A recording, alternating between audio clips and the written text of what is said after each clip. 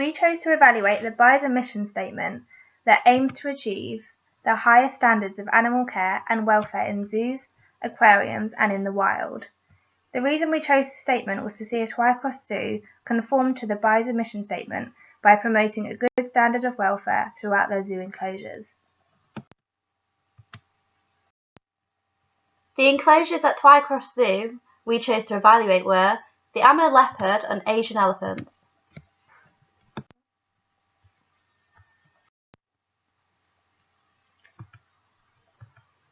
The first species that we looked at was the Amur leopards.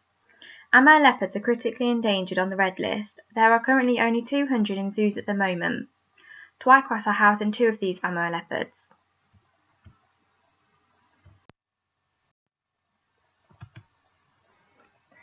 When evaluating their enclosure design, we found that improvements could be made.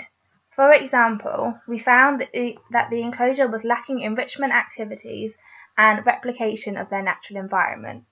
We feel that it would benefit from use of more naturalistic materials, for example, foliage to provide more shelter, to improve the metal grids that divide the enclosure, making them more camouflaged. However, we still want to achieve a balance between the public's view of the animal and the amount of privacy they receive in order to provide a high standard of welfare.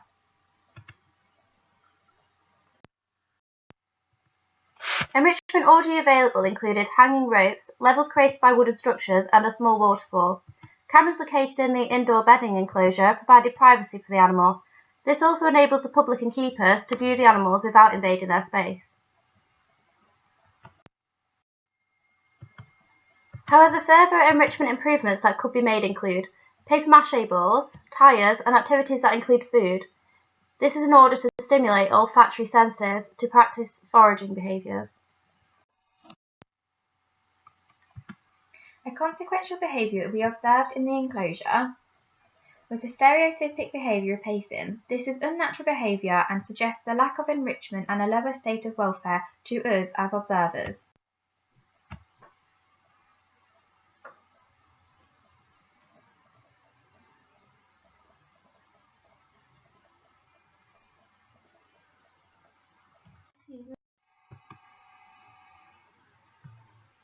The second animal that we decided to look at was the Asian elephant. The Asian elephant are endangered on the red list. At Twycross, they have 5 elephants. In the inside enclosure, we found that there was sufficient enrichment such as hanging tyres and barrels, health checks in which they used positive reinforcement with target training. Heat lamps and temperature control were present, indicating the environment was controlled to meet the needs of the elephants. Yellow safety lines on the floor were used as a guidance for keepers so that when training is in progress, the main focus is on the trainer only, reducing confusion for the elephant and therefore making it a less stressful process. The enclosure also has a gate divider used for health checks and segregation on the elephants to consider their welfare needs in certain situations. The use of signs make the public more aware. This ensures the animals and keepers aren't distracted and that the training is not interfered. The only improvements that we would make is that there would be more bedding and substrate on the floor and a larger indoor space for movement. We were lucky enough to observe some of the health checks that take place every 6 weeks over 2 days. These included an all-over body check including eyes, tails and feet maintenance, which involved filing dead skin off, making the foot pad flatter, hosing down the elephant with a power washer to remove dirt and debris off the surface of the skin. We also observed the keepers applying a topical cream to the tail of one of the elephants, which had a healing wound. In order to achieve health checks, they used target training, which was performed by the main keeper. This allows for an easier process in which the keeper and the elephant work together. Cues used by the trainer were the elephant's name alongside positive reinforcement of food. The use of target training allowed for full assessment to take place. This enabled full view of both sides of the animal to see any new problems which may have recently occurred.